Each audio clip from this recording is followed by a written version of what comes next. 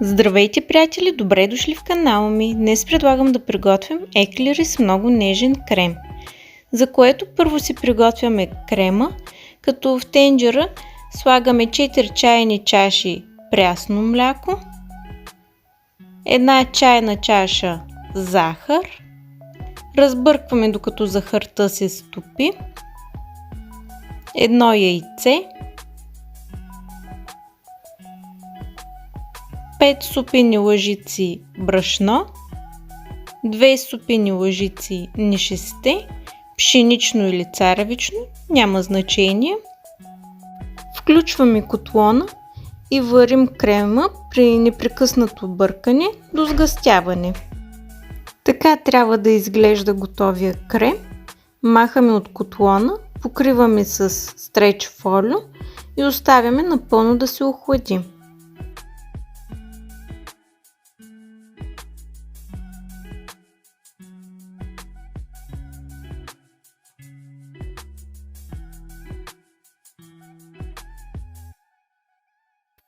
И започваме с приготвянето на пареното тесто, като в тенджера слагаме 1 чайна чаша и половина вода, 125 грама краве масло, бъркаме докато маслото се стопи и започне да вари водата. Слагаме 1 чайна чаша плюс 1 супена лъжица брашно, 1 пакетче ванилия и бъркаме енергично. Така трябва да изглежда готовото тесто накрая, което сме разбъркали около 1-2 минутки. Може да видите, че се оформя лесно.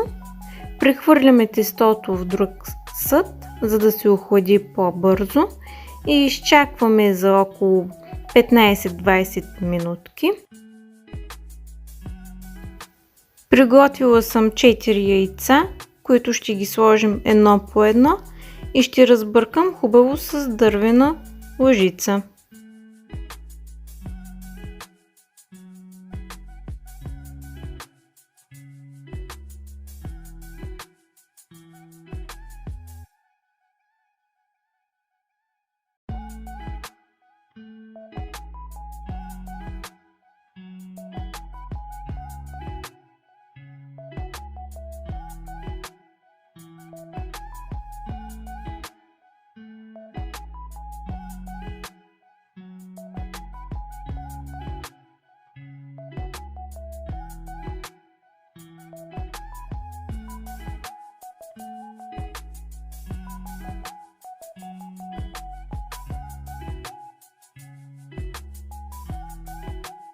След като сме добавили яйцата, се получава кремообразно, много лепкаво тесто. Точно така трябва да изглежда. Готовото тесто слагам в пош и започвам да оформям еклерите.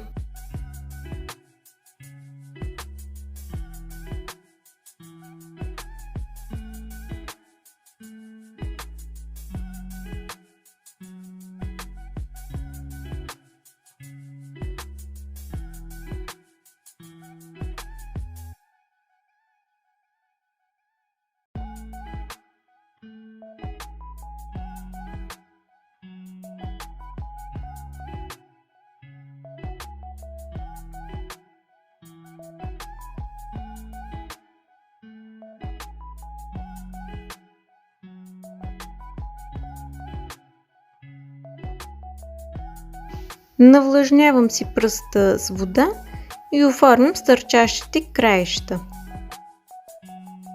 Пека ги в предварително загрята фурна на 180 градуса за 35 минути.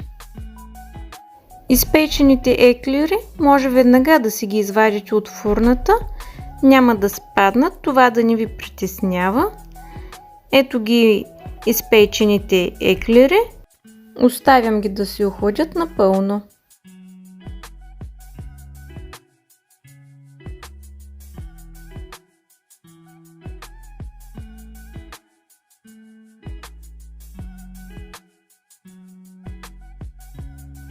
През това време си приготвям и напълно охладения крем, като в него слагам едно пакетче суха сметана и започвам да разбърквам с миксер.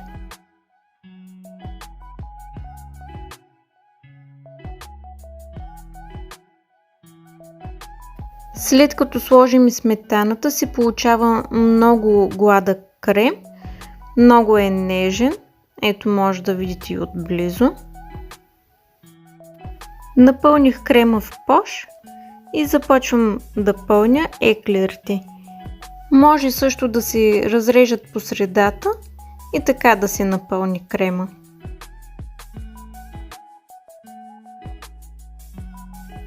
Отгоре ги украсих с бял и черен шоколад. Бон апети!